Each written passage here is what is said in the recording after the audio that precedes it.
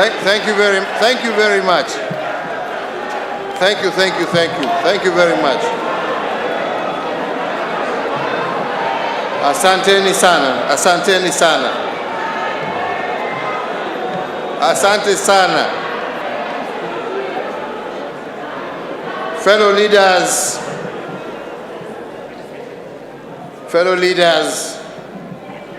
gathered at this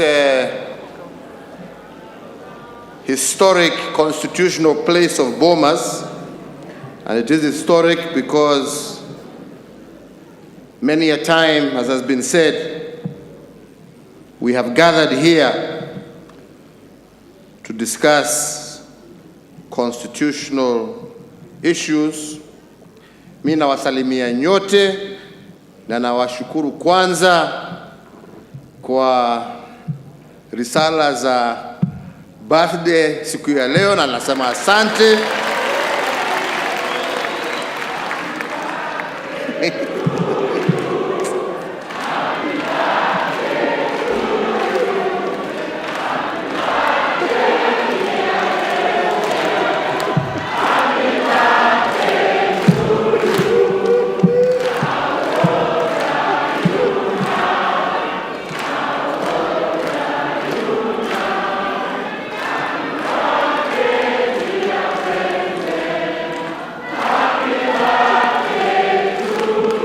Asanteni sana.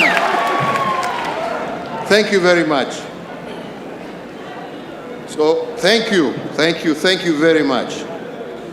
So, before I begin, I would like to take this opportunity, as much as indeed they have been recognized, to recognize the Committee of Elders who, for the last 2 years, as we were told, have taken their time and indeed in many instances their resources to travel around this country together with their secretariat and their technical teams to put together first the document that they presented to us here last year, and now this revised version, where they have now gone with greater editing to the point of even giving us now proposed clauses for our consideration. And I would like to recognize Senator Yusuf Haji, who was the chair, who is unfortunately not well today. To recognize Professor Adam Zolo, the Vice Chair. To recognize Senator Amos Wako. To recognize Dr. Florence Omusa. To recognize also Mr. James Matundura. To recognize Bishop Lawi Imadio. To recognize also Professor Morpe Ole Ronke, yes. To recognize Rose Museo. To recognize Mrs. Agnes Karindu Mudhama.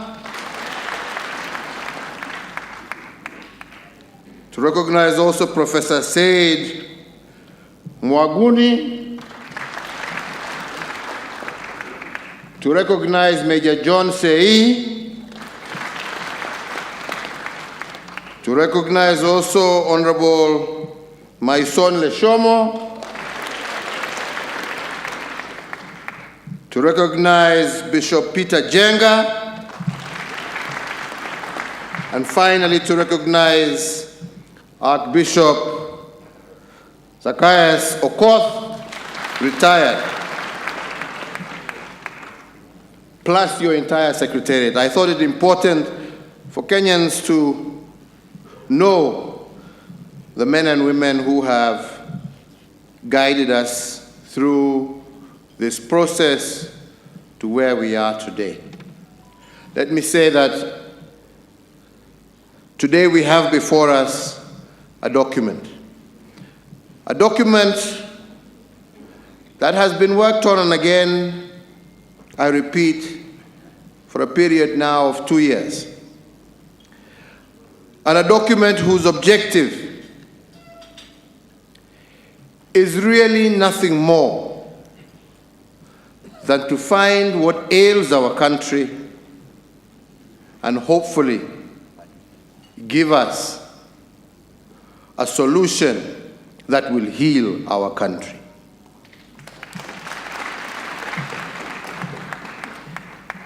I want to also recognize at this moment my brother Raila Odinga.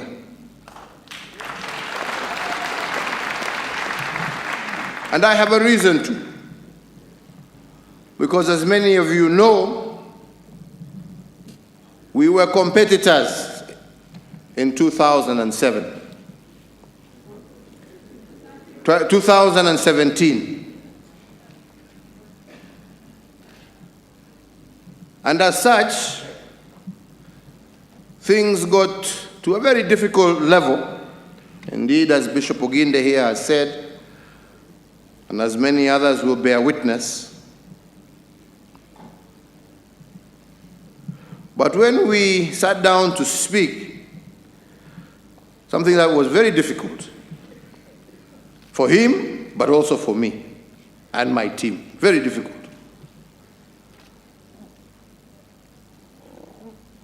But when we got through to it, and we spoke again, and we spoke again, we agreed that we're not here to share positions, and we should put our various positions aside. And we agreed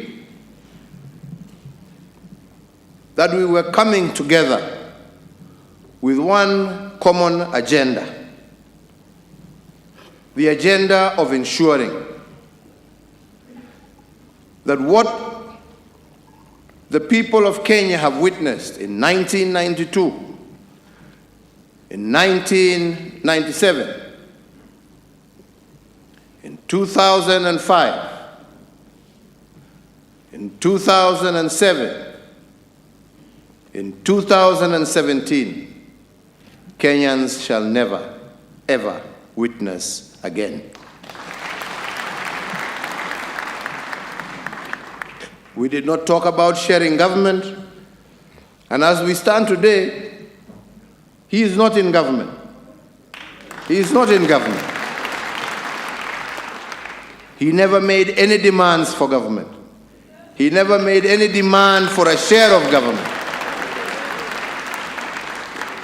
He said that let us get together and let us fix that which ails us, that will allow us in future to be able to compete without the need for innocent Kenyan blood to be shed. I want to thank you for that, Raila, from the bottom of my heart, because you didn't have to do it.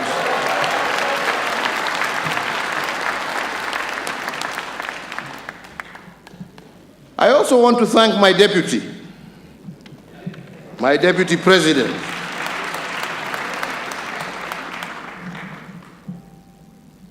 because all in all, along that path, I kept him abreast of what was going on. He was part and parcel. It's the truth, I'm not lying. Ask him, he's here.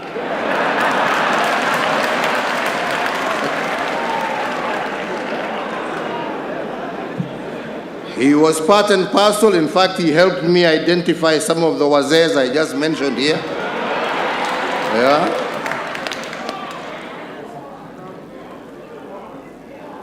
And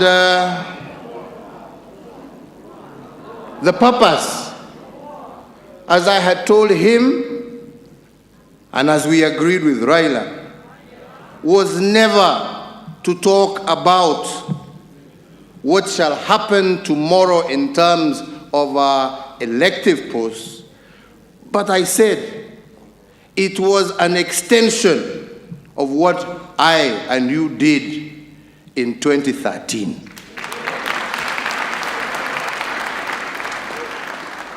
So that we can bring all of us on board and have a situation where no Kenyan is left behind.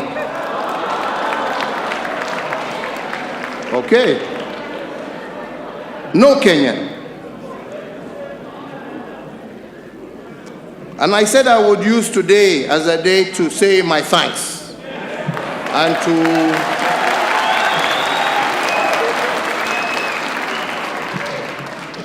put things also in context.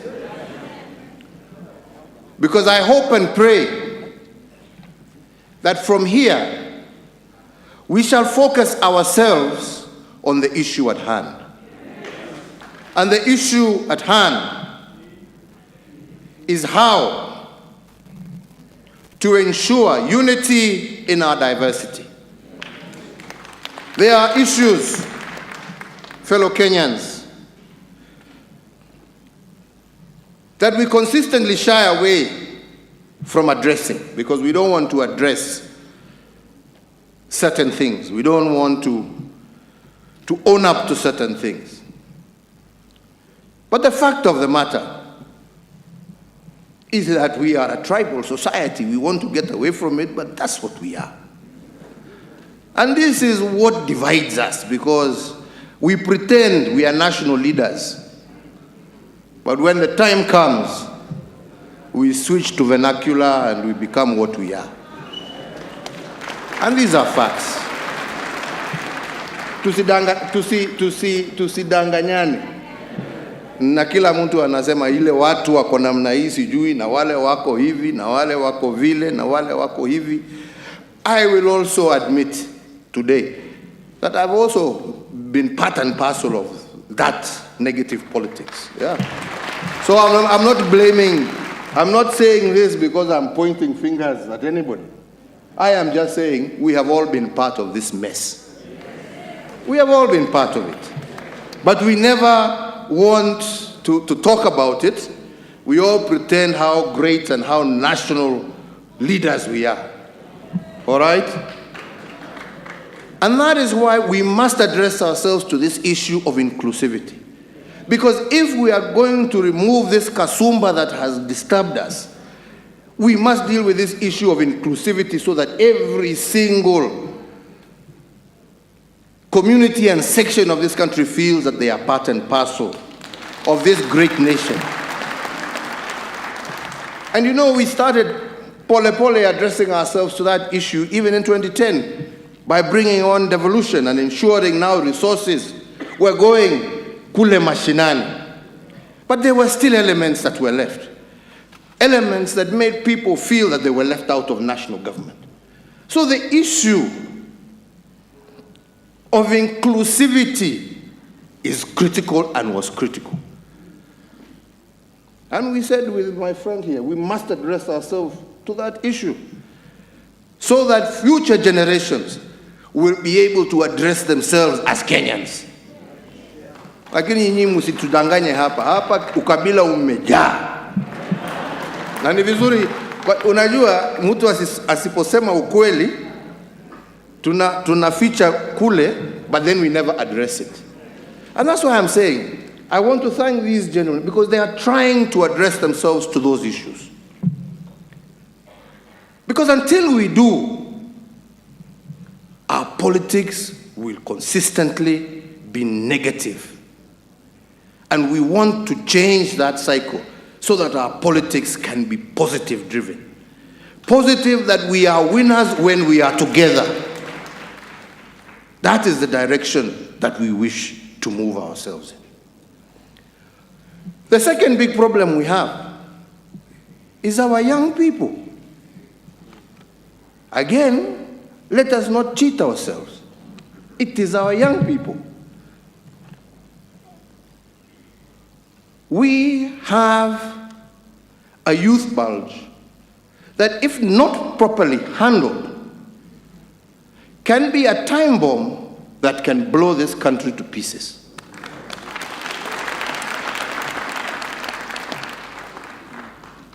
And the handling of that has to be done extremely carefully. Extremely carefully. That is not a problem of this community or that. It affects us all. But how we manage it, we must manage it very carefully. We cannot manage it through inciting them.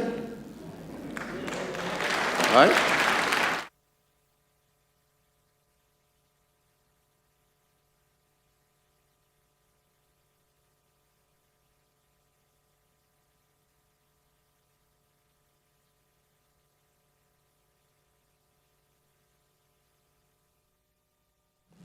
If we are to deal with our youth problem, we must deal with our economy.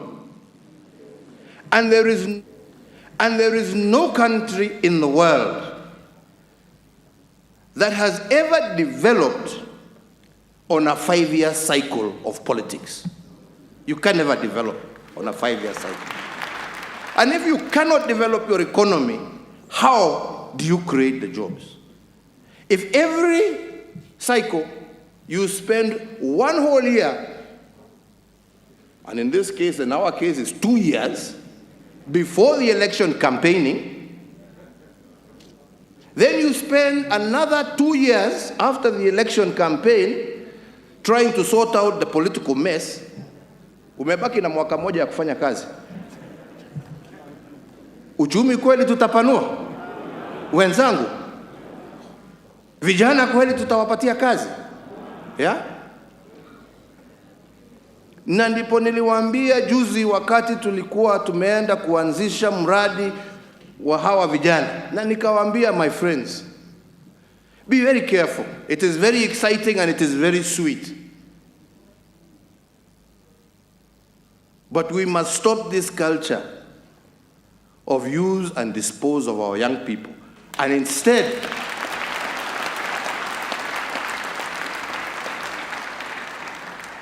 develop and deepen a process, which again I want to thank these gracious men and women, because they have looked into those issues, of how we can systematically and in a very clear and thought out manner enable our young people, who are our future, to be a productive part of Kenyan society. And nobody can do that. I can't do it alone. We must be together, and we must engage in that conversation together. Tunaelewana wenzangu? And I strongly believe if we just deal with those two issues, and I know there are many other issues dealing with women, dealing with handicapped, and I don't want to get into them. Kwa sababu tumesoma na tumesema tutakuwa na dialogue. Lakini mimi ombi langu kwenu nyinyi ni wakati tunasoma, let us focus ourselves on dealing with those two very critical issues that will guarantee the peace, the stability, and the ultimate prosperity of our nation.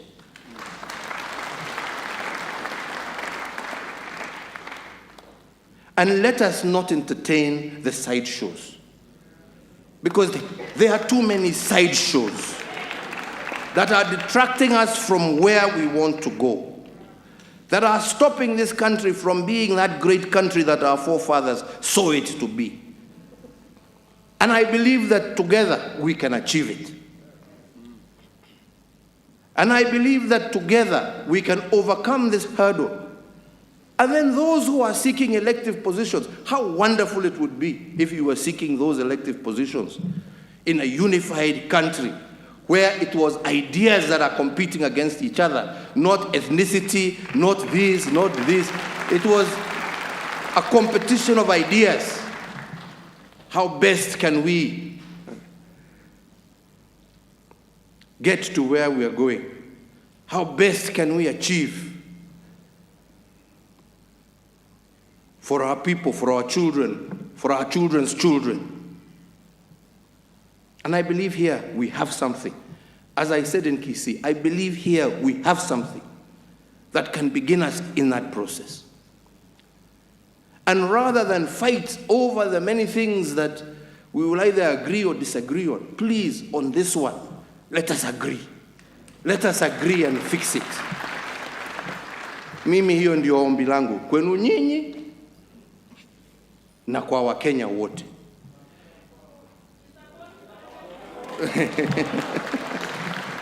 Na ndio nasema mimi nawaomba msome, kwa sababu like I said, kuna vipengele mingi. Na tumesikia hapa wengine wakaya mistaki ile hii iwe namna hii iwe namna hiyo. Ni sawa. That is the conversation that we must have. Si ndio? Because at the end of the day, all we want to do is to see ourselves improve what has been done. But let us not be bogged down by those ones and fail to achieve this one. Because without this, hata hizo zingine zote ni za bure. Amani, wenzangu, amani na umoja wa taifa letu, na njia ile tutapambana na ukosefu wa kazi kwa vijana wetu. Na mambo haya hatutaweza kutimiza tusipokuja pamoja. Na ndipo mimi leo, vile mmesikia nikisema, namshukuru ndugu yangu Raila. Hakuja hapa kupambana na mimi. Hakuja hapa kusema tugawe serikali. Na nikimshukuru na mshukuru pamoja na viongozi wake wenzake wale walikuwa wanasa. Mheshimiwa Kalonzo Musyoka, Mheshimiwa Mudavadi, Mheshimiwa Wetangula. Wote. Na nawashukuru. Na ndipo namshukuru hata sasa upande yetu ya Jubilee namshukuru. Kwa sababu tulisonga pamoja. Hapa katikati ndio sasa 2022 ikaanza kuwa inapita.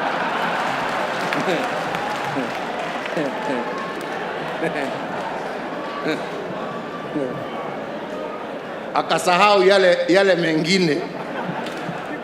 Na ndio wanasema watu tutulize ball, hiyo bado itakuja. Ama ni namna gani wenzangu? Tutulize ball, hiyo itakuja. Miaka hairudi nyuma. Nilikuwa naambia viongozi hawa wa Kisii siku nyingine walikuja kunitembelea. Race hii ni ile ya kuhandover, unajua? Si ndio? Inaitwa relay. Unakimbia ule mwingine anakugojea pale, anatakikana kukugojea ndio ashike aendelee, si ndio? Lakini sasa my brother William hapa amepinduka, anakimbia nyuma.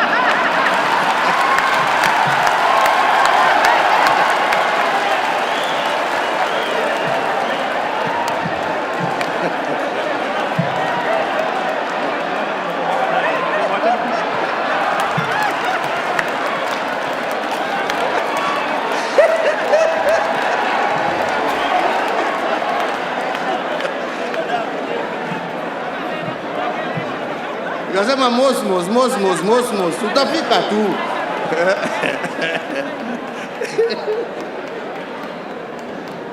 Jameni, tufanye shughuli hii muhimu kwa taifa. Shughuli ambayo itatusaidia na itasaidia kuleta umoja na amani katika taifa letu.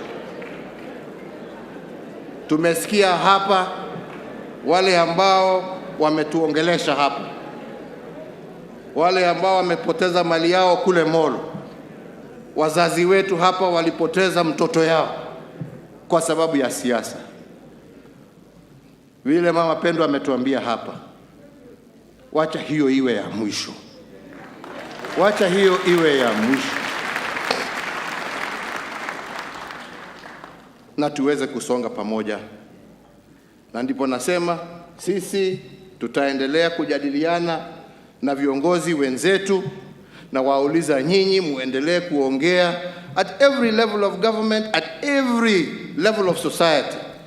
Engage one another, talk to each other, and in a civilized manner, bring your recommendations to our good friends. Improve on it if we can improve on it.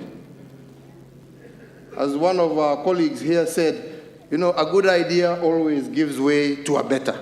So if there is a better one, bring it on board. Let us not overload ourselves. And let us push forward and bring peace to our country. Mimi sitaki kuzidi hapo, isipokuwa kuungana na yale ambaye pia former Prime Minister ametaja, ya kwamba sisi wote tuwatuma rambirambi kwa jamii ya Zamba Kitonga, shujaa wa taifa letu la Kenya, ambaye alitusaidia kuleta hiyo katiba ya 2010. Tuombe Mwenyezi Mungu amweke pahali pema na tufuate sisi hivyo ambaye ametufundisha. Tutasaidiana. BBI hii itapita jameni, ama mnaonaje? Itapita jameni? Mutapitisha? Mutatusaidia kuelimisha Wakenya ni kwa nini tunataka kupitisha document hii? Mutatusaidia? Tutatembea pamoja? Nataka mimi kumalizia hapo, lakini niseme, masikia Kalonzo akiongea hapo ya kwamba sijui kuna marriage act.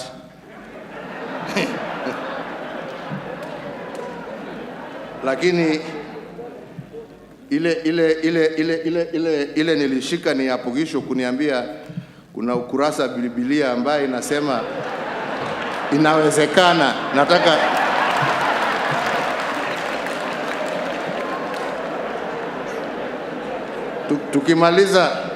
tukimaliza hapa utanionyesha ni chapter gani hiyo, ndio niweze kusoma vizuri. Alafu tutaongea baadaye mami. Mungu awabariki, Mungu awalinde, asanteni sana.